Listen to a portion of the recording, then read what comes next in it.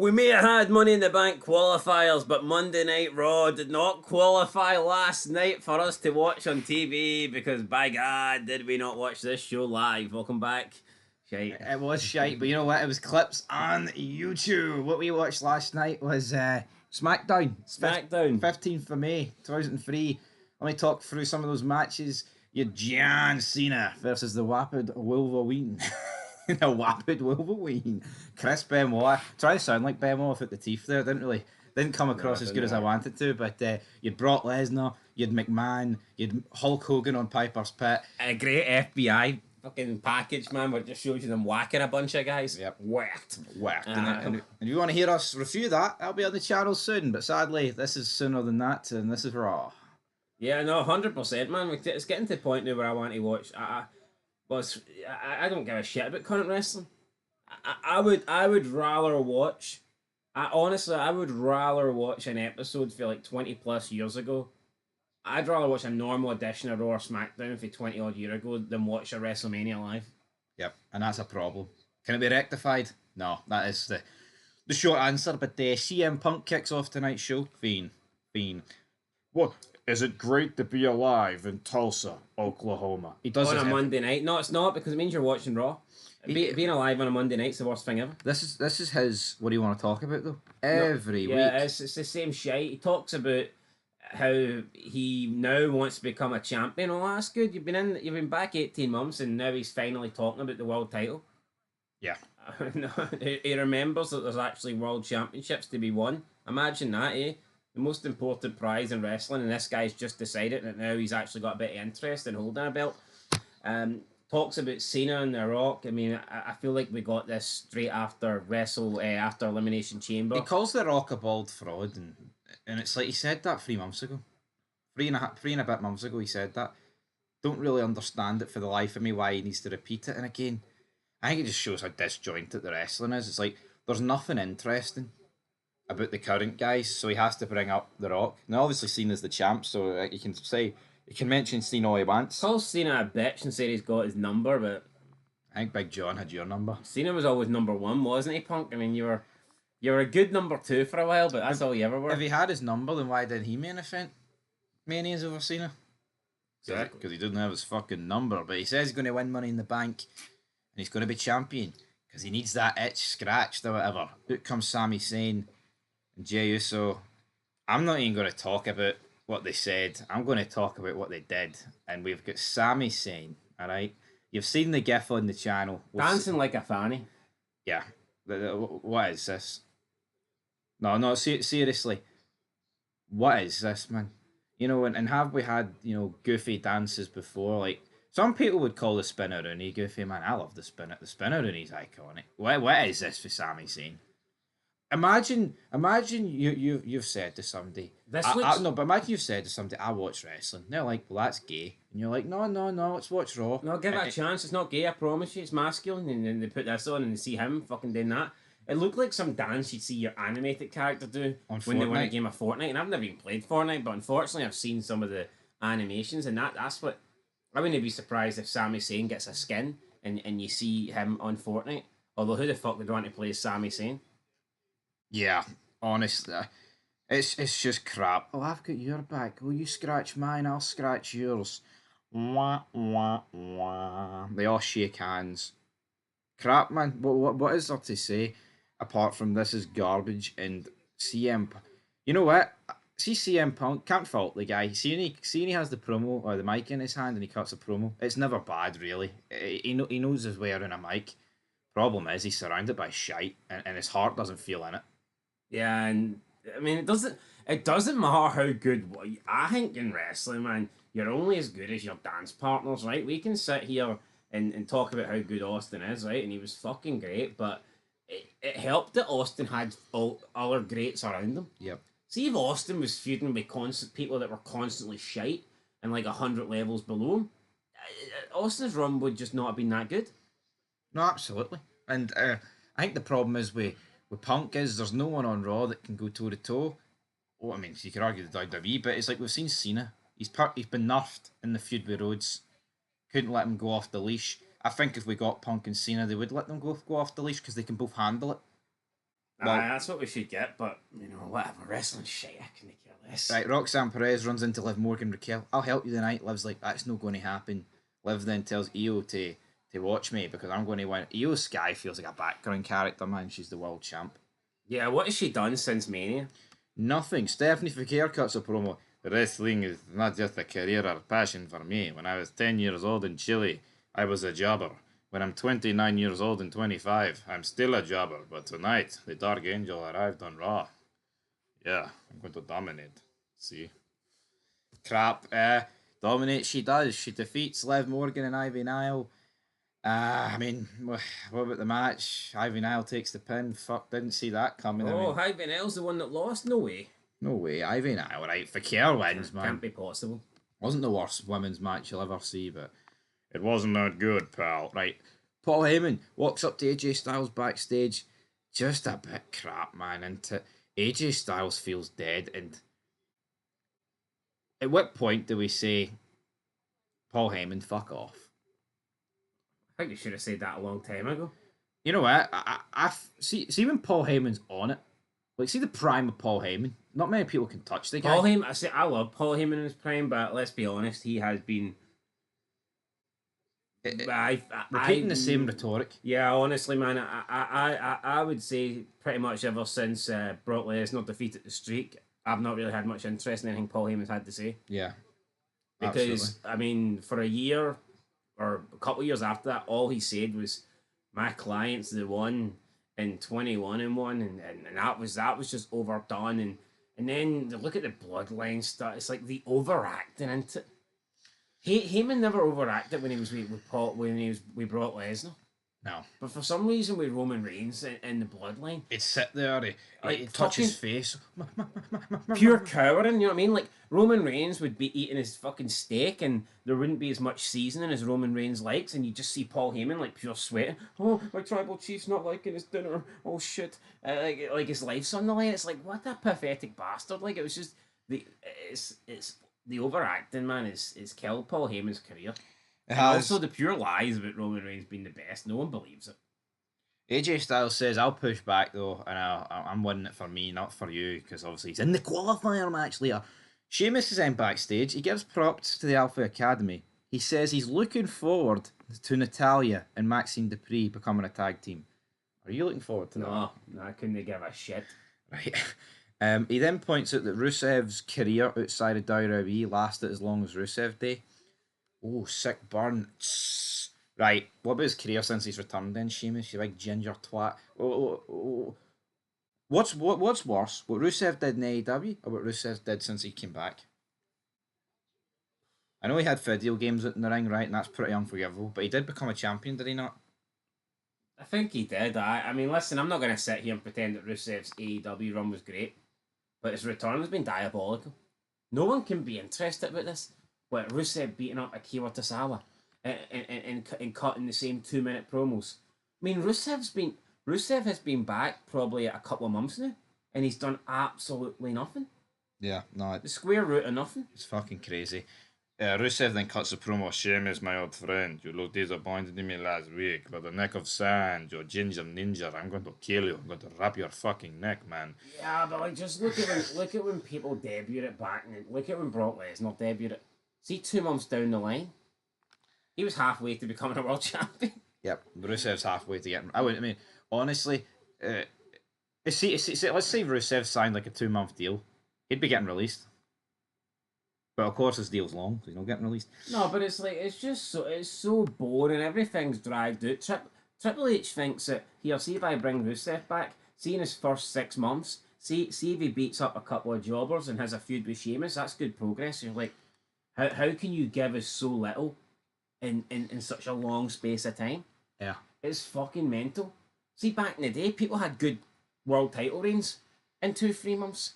See now, I mean, it takes about 2-3 months for somebody to actually have a match. No, it does. It's true though, isn't it? How long are they building to this? It's wow.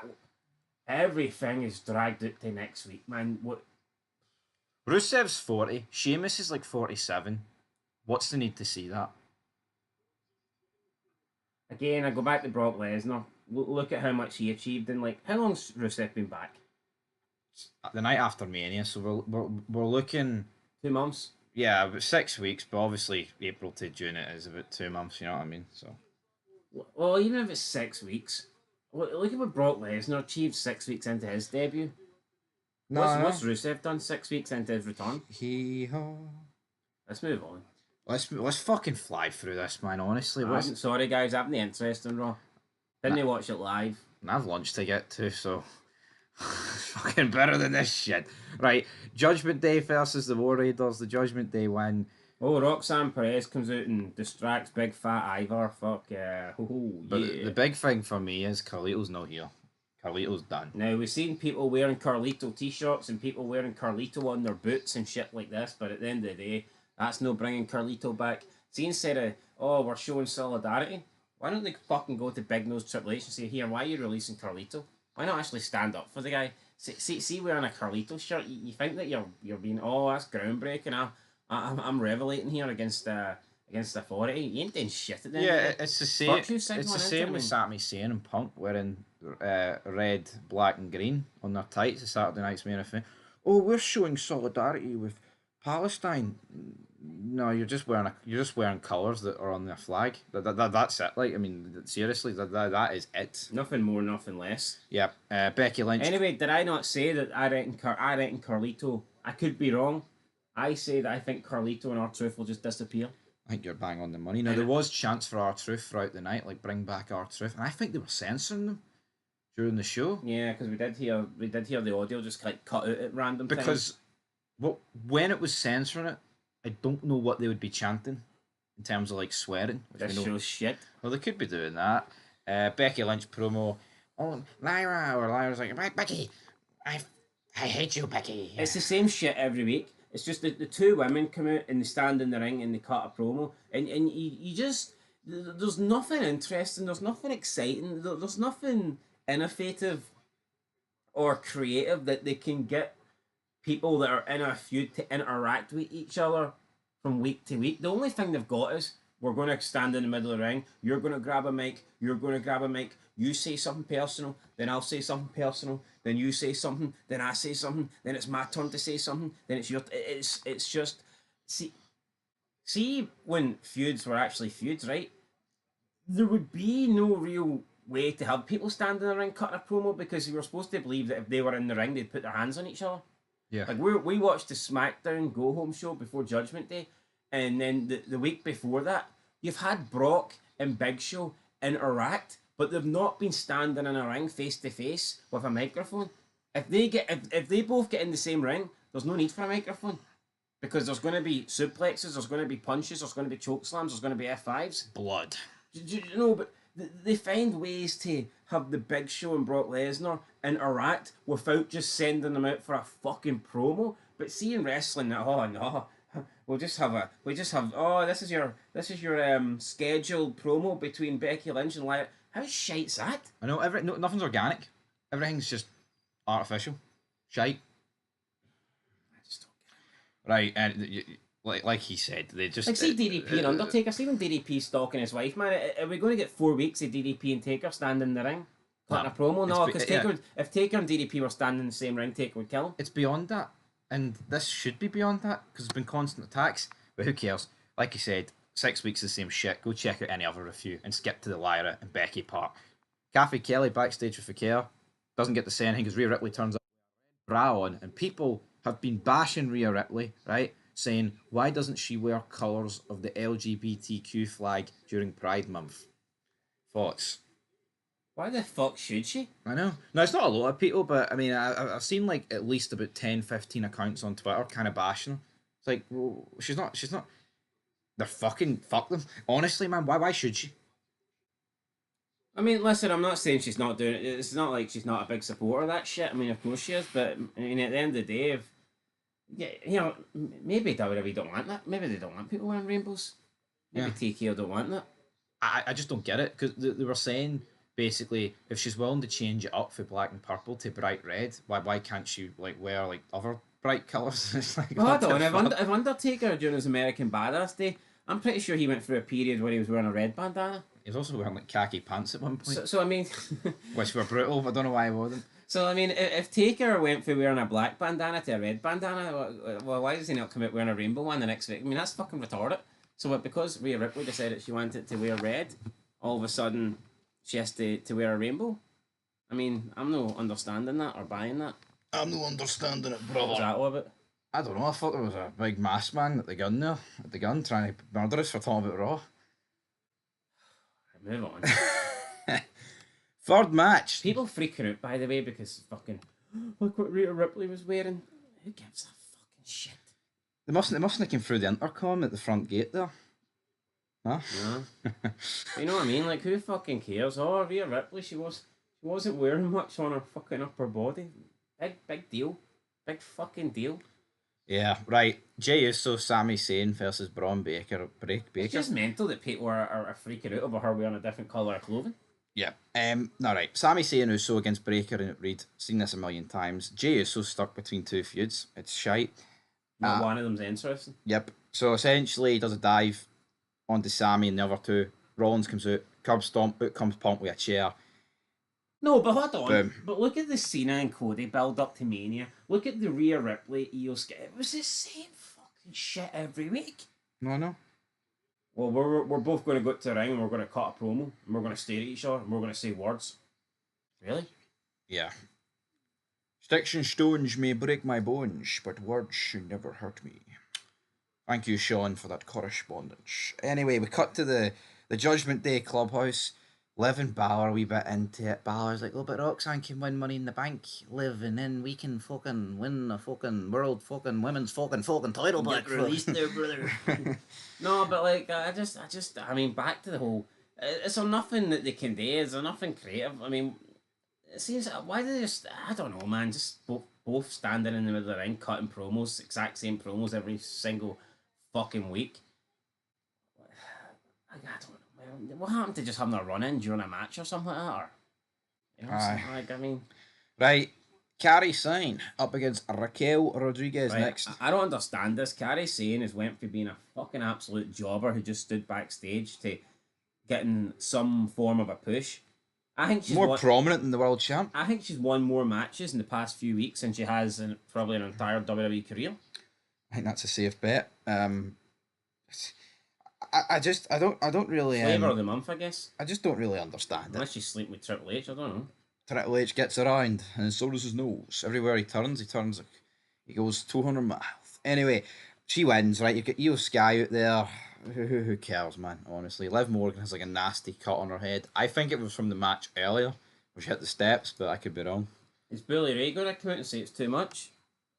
Oh, you can't do that, guys. Liv Morgan's got she's got like a nasty cut / scrape on her head. You know, that's too much. Need to tone it down. Liv Morgan's not she's not a pro in furniture or steel steps, so I think she should stay away from them. Right, Karrion Kross. That's Billy Ray's logic, isn't it? Listen to Karrion Kross's logic. So Karrion Kross walks up to Sami Zayn, right? Turns around and says to him, something about you could have been a 10-time world champ. You're a liar. You're lying to us. If you played into that evil that you've got, you could have been like a 10-time champ, tenfold kind of thing. See if Karrion Kross put as much effort into himself as he does talking to fucking jobbers, he might actually be a world champion. What character's this? Why would you write a guy that hypes up other people and he's not a manager? I don't know. It's retarded. Look across all the errors in the past. Name me someone that was like Karrion Kross who just hyped up other people. Yeah, it's like you care about yourself. Where does it benefit him? Unless he's trying to recruit Sami Zayn to a faction or something, which he doesn't appear to be. Like, how would it benefit Karrion? In what way does Karrion Kross get any enjoyment out of Sami Zayn turning heel and winning the world title? Doesn't do shit for him. He's still going to be cutting promos during the fucking advertising breaks. So I mean, what difference does it make? Yeah, don't understand it. They made a video package for the WrestleMania rematch between Jey Uso and Gunther. Nobody cares. The Right. WrestleMania match was shite. The match next week will be shite. Gunther just sits down to him and Hey, Jay. like, no, I mean, My nipple's feeling, Jay. these are guys that are having a title match next week. Negan. And they're just sitting next to each other in the fucking locker room. Cuddling each other. I mean, what is going on here? Can smell each other's cologne off each other, man. No, I'm smelling pish. Honestly, don't understand it. Gunther's just like, You're a selfless guy in a selfish business. You only care about everybody else's nipples. You should care about these two. And he starts flicking Jey Uso's nipples. He doesn't really do that, but it's just what Jey Uso's got to say. Yo, I'm selfless and you're selfish, but who's got the belt? And what's Gunther going to say to that? He's on double one. You get beat by a selfless guy in a selfish business.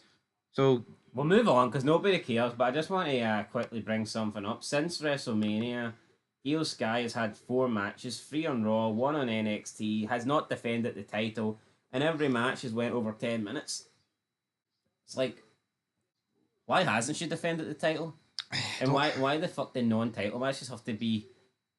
I mean, every match has been 14 minutes apart from one, which was 10. Yeah, right. Main event. No, what's thoughts on that? It's fucking shite, man. I've buried Io Sky plenty. Wait, I don't want to do it who's again. the number 1 contender for the title? Money in the Bank show. I don't know. That lasts for a year. So we're 6 months past Mania, and she's not defended the title, and we haven't even had a match to decide the number 1 contender for the title. How fucking irrelevant the titles feel in wrestling today? Dead. People. I'm Number 1 contenderships are the open challenge when someone just comes out with a mic and challenges them first. That's it. Why has no one done it? I don't know. No, but seriously. No, I know, but let's just end this, right? So El Grande defeats AJ Styles and Punk. And I did say this. You said Punk guaranteed was winning, and I said, I don't know. I think El Grande's got a chance. But say we watched this live last night. See the amount of emphasis and effort that Punk put into a promo. I'm fucking flabbergasted he's no won that. I did see. I did think it was possible that El Grande would. So what's Punk doing at Money in the Bank? Probably, I don't know, costing Seth Rollins. Now El Grande's doing double duty because Chad Gable's taking on Vikingo. Anyway, match is what it is. Don't really care, to be honest. We get the brawl. You get the Braun Breaker and all that shit comes out. Seth Rollins, Bronson Reed. They cost Punk, hit stomps, hit all this shit. Good for them. And that was it, really. Grande Americano wins. Yo, but it's like you're hits the headbutt on AJ Styles. It's been using the metal heat. 7 weeks since Mania, or whatever. How overdone is Zayn, Uso, Punk, and Rollins' group at this stage? It's so repetitive. There's no changes. It's just crap. I'm giving this a 1 out of 10. I hate wrestling. I'll get a 1 out of 10 as well. Who's going to win Money in the Bank? We'll talk about that later. I'd give it to LA Knight. Yeah, it's now or never. I feel like if LA Knight doesn't win that, he's done. And it's a jobber Money in the Bank, by the way. Aye. LA Knight should win this. 1 out of 10, though? Aye, 1 out of 10. 1 out of 10.